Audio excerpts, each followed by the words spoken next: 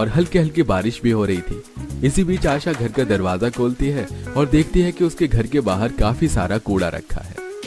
मेरे घर के बाहर इतना सारा कूड़ा, ये सारे पन्नी तो महंगे प्रोडक्ट के हैं। हो ना हो ये जरूर ऊपर रहने वाली शांति का होगा। अरे ओ शांति, कहने को तुम इतने अमीर हो, 2 मंजिल के मकान में ऊपर रह रहे हो, पर फिर भी अपने घर का कूड़ा हम गरीबों के घर के बाहर क्यों फेंक देती हो? तुम्हारी तो आदत है सुबह सुबह चिल्लाने की। ये कूड़ा मैंने नहीं फेंका, दिखाई नहीं दे रहा कितनी तेज बारिश और हवा चल रही है, उड़कर आ गया होगा। मुझे जाने दीजिए ना, गरीब लोगों की आदत ही होती है बिना कुछ सोचे समझे दूसरों पर उंगली उठाने की। हम गरीब भले ही हैं, पर हम किसी पर उंगली नहीं उठाते। एक बार अपनी गिरेबान में झांको, तुम अमीरों की हरकतें ही ऐसी होती है कि कोई भी सुनाए। हम गरीब हैं तो इसका मतलब ये नहीं कि तुम हमें दबाने की कोशिश करो।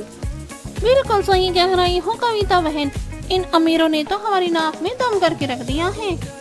इस तरह बारिश में सुबह सुबह गरीब और अमीर लोगों में लड़ाई शुरू हो जाती है और दोनों ही बहू अपनी सास के साथ घर में जाती है। इस तरह कुछ दिन बीत जाते हैं और सावन का महीना शुरू हो जाता है। सावन का महीना शुरू हो चुका था, इसलिए सपना अपनी कुछ अमीर पड़ोसन के साथ बाजार चूड़ी लेने जाती है। तो वहीं बाजार में गरीब कविता भी सब्जी ले रही होती है। सावन आती ही कितनी अच्छी चूड़ियाँ देखने को मिलती है ना बाजार में। तुम ये वाली हरी चूड़ी ले लो, अच्छी लग रही है। तुम्हारी पसंद की तो दाद देनी पड़ेगी। सावन के लिए निशा और सपना चूड़ी ले रहे होते हैं कि तभी बाजार में एक बैल आ जाता है और सभी सब्जी वाले उस बैल को भगाने लगते हैं और बैल बिना कुछ देखे सभी को सींग मारते हुए आगे जाता है। जैसे ही वो बैल सपना के करीब आता है, ये सब कविता देख लेती है और समय रहते सपना को अपनी तरफ खींच लेती है। तुम ठीक तो हो? भगवान का शुक्र है कि मैंने देख लिया, वरना वो बैल तो तुम्हें सींग मार कर चली जाती। थैंक यू मेरी मदद करने के लिए।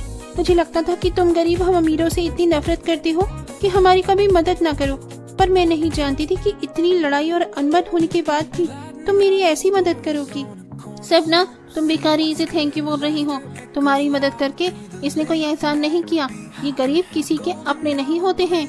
निशा इतना बोलकर सपना को अपने साथ घर ले जाती है, पर सपना के दिल में कविता के लिए जितनी भी कड़वाहट थी वो कम हो जाती है। इसी तरह कुछ दिन बीत जाते हैं और गांव की कुछ गरीब औरतें घर के बाहर मंडली बनाकर बैठ जाती हैं और सावन की बातें करती हैं। अब सावन आ चुका है तो बारिश भी बार बार होती रहेगी, इसीलिए मैं सोच रही थी कि क्यों ना इस बार हम अपने घरों में और बाग में दोनों जगह झूला लगा लें। जब बारिश होगी तो अपने घर में ही झूल लेंगे और जब अच्छा मौसम होगा तो सारी औरतें बाग में जाकर ढोल बजाएंगे, गाने गाएंगे और नाचेंगे। आइडिया बुरा नहीं है। तो फिर देर किस बात की, अभी से ही शुरू करते हैं। गांव की गरीब औरतों को एक साथ सावन की प्लानिंग करता देख अमीर औरतें चलने लगती हैं और वो भी सीढ़ियां चढ़ते हुए शांति के घर जाती हैं और आपस में प्लानिंग करती हैं। शांति बहन, सावन शुरू हो गया है, हम सब तो सखी हैं। इस बार सावन के महीने को एक साथ एंजॉय करेंगे।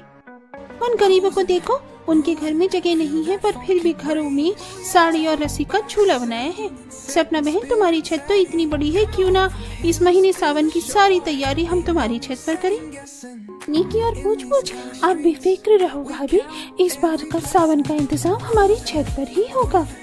अब जहां गरीब घर की औरतें अपने घरों में झूला लगाकर बाग में जाती हैं और वहां अपने हाथों से पेड़ों पर साड़ी रस्सी के झूले बनाती हैं, तो वहीं गांव की गरीब औरतों के घर आने के बाद शांति अपनी बहू और कुछ अमीर औरतों के साथ मिलकर घर में झूला मंगवाती है। झोले वाले भैया, ये 5 झूला आराम से सीढ़ियों पर चढ़कर हमारे घर की छत पर लगाना। हम हमारे गरीब पड़ोसी की तरह नहीं जो घर में साड़ी या रस्सी के झूले बनाए। भले ही हम गरीब हैं पर तुम्हारे आगे कभी हाथ तो नहीं फैलाते।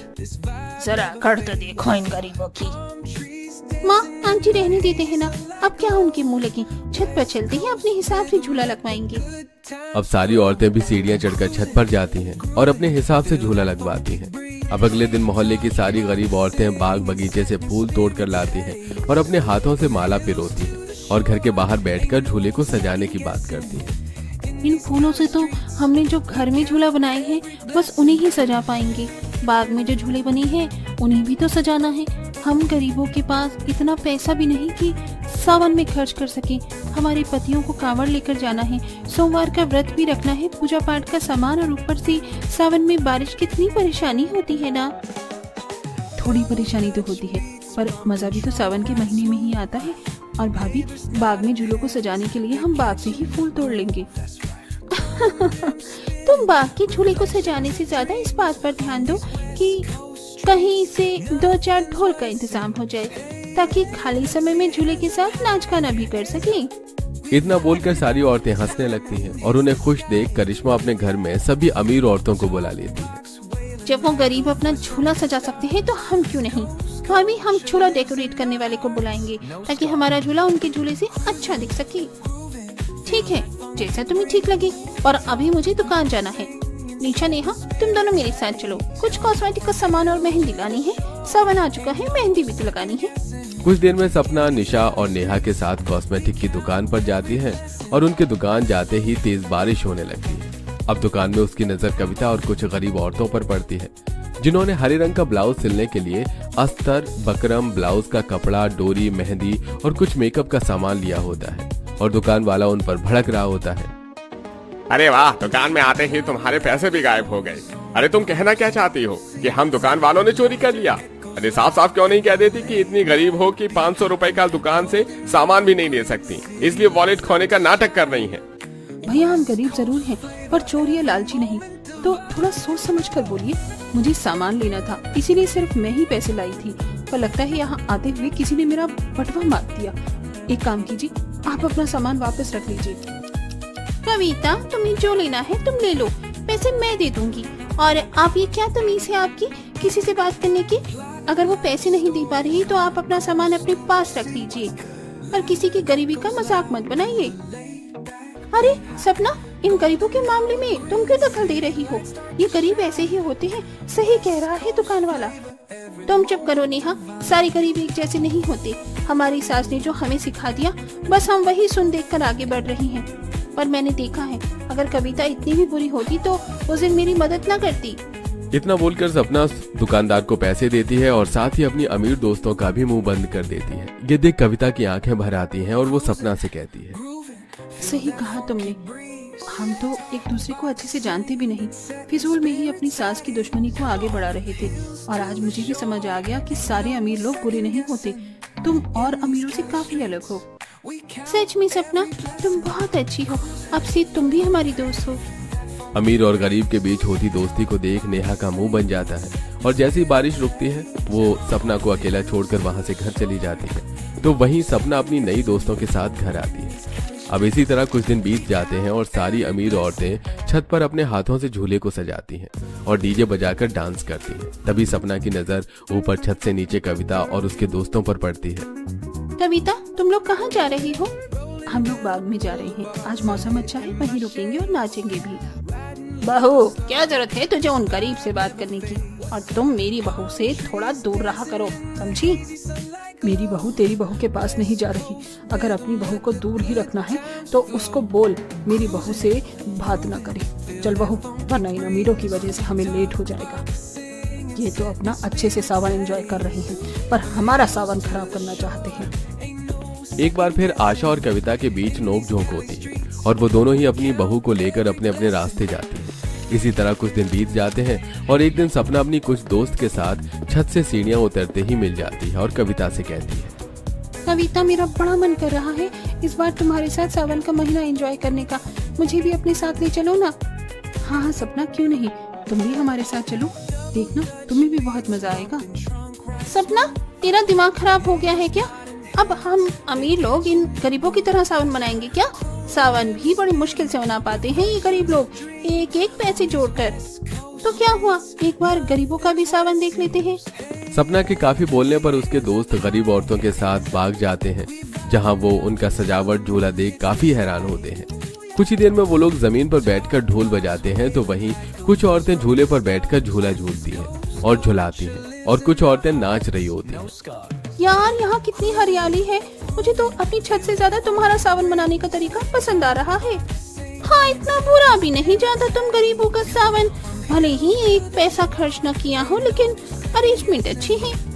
हम गरीब जरूर हैं, 2 पैसे बड़ी दिक्कत से कमाते हैं, इसलिए सोच समझ कर खर्च करते हैं, पर इसका मतलब ये नहीं कि हम सावन जैसे पवित्र महीने को ऐसे ही जाने दें। इस तरह धीरे धीरे कविता और सपना की न सिर्फ दोस्ती होती है बल्कि उनके दोस्तों के बीच में भी दोस्ती हो जाती है। इसी तरह कुछ दिन बीत जाते हैं और एक दिन, रवि बेटा, बाजार से जाकर कुछ मिठाइयाँ लेकर आ जा। हमारे मोहल्ले में कुछ अमीर लोग भी बसे हैं।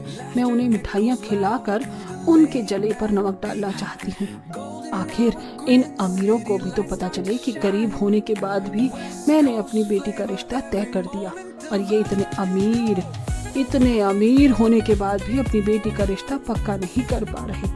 25 साल की बेटी है उनकी, जो अब तक घर में ही बैठी है। माँ, तुम भी ना बेमतलब के पंगे लेती हो। इतना बोलकर रवि मिठाई लेने के लिए चला जाता है और रवि के जाते ही शांति अपनी बेटी पर नाराज होने लगती है। तेरी वजह से आज मुझे उस गरीब आशा की बातें सुननी पड़ रही हैं। 25 साल की हो गई है, अभी तक घर में ही बैठी है, पता नहीं कब शादी करेगी। माँ, तुम क्यों करिश्मा को सुना रही हो? उसका जब मन होगा वो कर लेगी शादी। अब मैं इसकी शादी इसके मन के हिसाब से कराऊंगी? बिल्कुल भी नहीं। माँ, तुम ना बस रहने दो। वो काजल गरीब घर से है, अपने माँ बाप के लिए बोझ है, पर मैं अमीर घर से हूँ, मैं अपने माँ बाप के लिए बोझ नहीं, इसीलिए समय लेकर शादी करूंगी, सोच समझ कर। करिश्मा अपनी माँ से नाराज कमरे में चली जाती है तो वहीं रात को सपना सूरज से बात करती है। सूरज, तुम बताओ, मैं ऐसा क्या करूं कि माँ जी की सोच बदल जाए? हमारे गरीब पड़ोसी इतने भी बुरे नहीं जितना माँ जी समझती हैं। तुम्हें कुछ करने की जरूरत नहीं है, सावन का महीना चल रहा है, सब कुछ भोलेनाथ कर देंगे। जैसे तुम्हारी आंखें खुल गई, माँ की भी खुल जाएंगी। इतना बोलकर सूरज चुपचाप सो जाता है और अब सपना अपनी सास से कभी झूठ बोलकर तो कभी सबसे छुपकर अपनी अमीर दोस्तों के साथ गरीब कविता और उसकी दोस्तों के साथ बाग में जाती है। ऐसे ही एक दिन काजल बाग में अमीर औरतों को देख काफी हैरान होती है। आप लोग तो इतने अमीर हैं, इतना महंगा झूला डीजे अपनी छत पर लगवाया है, फिर हमारे साथ क्या कर रही हो? काजल ऐसे नहीं बोलती। अब वो हमारी दोस्त हैं और जितना बुरा तुम समझती हो ना हमारी अमीर पड़ोसी को, वो उतने बुरे नहीं हैं। वैसे आज हम सारी औरतें बैठकर सावन की मेहंदी लगवाने वाले थे और मैंने सुना है कि तुम बहुत अच्छी मेहंदी लगाती हो, इसलिए इस वक्त आए हैं जब तुम यहाँ हो। मान भी जाओ काजल, अब हम सब दोस्त ही हैं। सभी के कहने पर काजल मान जाती है और अमीर सपना और उसके दोस्तों से बातें करती है, उनके हाथों में मेहंदी लगाती है। लो जी, मैंने सबके हाथों में मेहंदी लगा दी है और मैं अब अपनी दोस्त के घर जा रही हूँ, थोड़ा काम है मुझे। इतना बोलकर काजल घर के लिए निकल जाती है और रास्ते में उसकी नजर करिश्मा पर पड़ती है, जो बाइक पर किसी लड़के के साथ घूम रही थी। ये देख काजल तुरंत बाग में आती है और सारी बात वहाँ बैठी औरतों को बताती है। मैं सच बोल रही हूँ, इसीलिए करिश्मा शादी नहीं करना चाहती। सपना भाभी, आपको करिश्मा से बात करनी होगी। मैं आज ही बात करूंगी। अब सारी औरतें अपने हाथों में मेहंदी लगाकर बारी बारी झूला झूलती हैं और तभी अचानक बारिश शुरू हो जाती है और सारी औरतें एक साथ भीगते हुए घर के लिए रवाना होती हैं। घर की बालकनी से करिश्मा सपना को गरीब औरतों के साथ आता हुआ देख लेती है और जैसे ही सपना सीढ़ी चढ़कर ऊपर आने लगती है, सीढ़ी पर ही करिश्मा अपनी भाभी को रोक कर बोलती है। भाभी, माँ ने मना किया है ना आपको गरीबों के साथ रहने के लिए, और आप अपनी कुछ अमीर दोस्तों के साथ उन गरीबों के साथ घूम रही हैं। मैं अभी जा रही हूँ माँ को बताने। ठीक है, बता दो, फिर मैं भी बता दूंगी तुम किसी लड़के को पसंद करती हो, इसीलिए शादी नहीं कर रही। नहीं भाभी, माँ को कुछ मत बताना, माँ लव मैरिज के खिलाफ है, प्लीज ऐसा मत करना। मैं आपके बारे में किसी को कुछ नहीं बताऊंगी, अभी मेरा राज रखना। सही मौका आने पर मैं खुद माँ से बात करूंगी। पर तुम माँ जी को अभी कुछ क्यों नहीं बता रही हो? क्योंकि विकास भी गरीब ही है, उसका हमारी तरह 2 मंजिल का ऊपर मकान नहीं है, वो भी कविता भाभी की तरह नीचे घर में रहता है, और आप तो जानती हैं माँ गरीबों से कितना चिढ़ती है। अच्छा ठीक है, नहीं बताऊंगी, बस सही मौका आने दो, मैं माँ को खुद बता दूंगी। इस तरह सपना करिश्मा के बारे में शांति को कुछ नहीं बताती और करिश्मा भी अपनी भाभी के बारे में अपनी माँ से कुछ नहीं बोलती। तो वहीं आज पूरी रात बारिश होती है। लगता है आज ये बारिश सारी रात होने वाली है। अरे शुभ शुभ बोलो, अगर सारी रात बारिश हुई तो हमारे घर का क्या होगा? हमारा घर कितना नीचे है, रोड का पानी घर में आ जाएगा। तेज बारिश की वजह से जहां पूरा परिवार परेशान होता है तो वहीं अमीर परिवार आराम से अपने घर में सो रहा होता है। पर अचानक से रात के 1 बजे सूरज के मुंह से खून आने लगता है। सूरज सपना को उठाता है और सपना अपने घर वालों को। भाभी आप डरो मत, मैं किसी को फोन करती हूँ। मैं भी सुमित्रा बहन को उठा कर आती हूँ। करिश्मा अपने सभी अमीर दोस्तों को फोन करती है पर कोई उसके फोन का जवाब नहीं देता और न ही इस बारिश में कोई दरवाजा खोलता है, जिसके बाद सपना कविता को फोन करती है। और जैसे ही सूरज की हालत के बारे में गरीब कविता के परिवार को पता चलता है तो वो लोग मदद के लिए भागकर उनके घर आते हैं। अरे सूरज भाई के मुंह से तो बहुत ज्यादा खून आ रहा है, हमें अभी इन्हें अस्पताल लेकर चलना होगा। इन्हें कुछ होगा तो नहीं? बाहर इतनी बारिश हो रही है। सपना आंटी जी आप फिक्र मत कीजिए, सूरज भाई साहब को कुछ नहीं होता। रवि जी ऑटो ही चलाते हैं, आप सब हमारे ऑटो से चलिए। रात के 1 बजे तेज बारिश में रवि अपने ऑटो में सूरज को अस्पताल लेकर आता है, जहां पता चलता है कि ब्लड प्रेशर बढ़ने की वजह से सूरज के मुंह से खून आ गया है। दवाई देने पर सूरज को थोड़ा आराम मिलता है और सारी रात रवि सपना के साथ अस्पताल में रहता है। और सुबह होते ही जब वो लोग घर आते हैं तो देखते हैं कि रवि के घर में पानी भर चुका है और उसका पूरा परिवार घर से पानी निकाल रहा है। साथ ही कविता कुछ जरूरी सामान अपने पड़ोसियों के घर में रखवा रही है। कुर्सी टेबल रखने की जगह थी मेरे घर में, पर मैं तुम्हारा बेड कैसे रखूं अपने घर में? मेरे घर में भी इतनी जगह नहीं कि अब तुम्हारे घर का कुछ और सामान भी रख सकूं। रवि तुम अपने परिवार को बोलो मेरे घर में आ जाए, बारिश रुक चुकी है पर घर में पानी काफी ज्यादा भरा हुआ है। मैं माँ से बात करता हूँ और ये सामान भी रखवा दूंगा। मुझसे क्या बात करेगा तू? वैसे तो इस मोहल्ले में इतने अमीर लोग हैं, पर मेरे बुरे समय में कोई हमारे काम नहीं आया। जिससे मैं हमेशा लड़ती रही वही मेरे काम आई। आशा बहन तुम अपना सारा सामान लेकर मेरे घर आ जाओ, और सूरज तू रवि को कुछ पैसे दे दे ताकि वो अपने घर की मरम्मत करवा सके। मैं आपसे पैसे नहीं ले सकता। रवि बेटा उधार समझ कर रख लो, धीरे धीरे चुका देना। देखा माँ जी आपने, अमीर पड़ोसी इतने भी बुरे नहीं जितना हम समझते थे। बहू इस अमीर की सहायता भी तो किसी गरीब ने ही करी थी, और जब अब तुम्हारी मदद करने की बारी है तो मैं पीछे कैसे हट जाऊं? सावन का महीना चल रहा है, हम अमीरों का तो सावन हर बार अच्छा ही जाता है, पर तुम गरीब कितनी मेहनत करते हो ये किसी से नहीं छुपा है। इस तरह अमीर और गरीब पड़ोसियों के बीच दोस्ती हो जाती है और आशा अपने परिवार और सामान के साथ कुछ दिनों के लिए शांति के घर आ जाती है। और रवि सूरज से पैसे लेकर 1 हफ्ते में घर की थोड़ी मरम्मत करवाता है और फिर से वो लोग अपने घर में शिफ्ट हो जाते हैं। और इस बार सावन के सोमवार पर दोनों बहू अपनी अमीर और गरीब दोस्तों के साथ हरे रंग की चूड़ी साड़ी पहनकर एक साथ मंदिर जाती हैं, शिव जी की पूजा करती हैं और जल चढ़ाकर घर आती हैं। ये लो रवि, हमारी बीवियां भी आ गई, अब हमें कांवड़ लेकर निकलना चाहिए। हाँ सूरज भाई अब हम चलते हैं। हाँ भैया आप दोनों कांवड़ लेकर जाइए और अपना ख्याल रखना। अब तो हम सभी अमीर गरीब पड़ोसी के बीच दोस्ती हो गई है ना, तो क्यों ना हम बाग में जाकर इस बार एक साथ सावन के महीने को एंजॉय करें। कुछ ही देर में सूरज कांवड़ लेकर निकल जाता है और शांति का बदला बर्ताव देखकर करिश्मा विकास के बारे में अपनी माँ को बता देती है। जब शांति गरीब विकास से मिलती है, शांति बहन लड़का गरीब है पर करिश्मा से प्यार बहुत करता है। सावन का महीना चल रहा है, भोले भंडारी जो देंगे अच्छा ही देंगे। भाई मुझे तो लड़का बहुत पसंद है, आज गरीब है कल को कमाएगा तो अमीर हो जाएगा। हमें तो बस करिश्मा के लिए ऐसा लड़का चाहिए जो अच्छा कमाता खाता हो और विकास में काम करने की लगन है। सही कहा बहन तुमने, मुझे अपनी बेटी की पसंद है। आशा बहन अब तो ये नहीं कहोगे कि तुम्हारी बेटी का रिश्ता लग गया इस सावन में और मेरी बेटी कुंवारी बैठी है।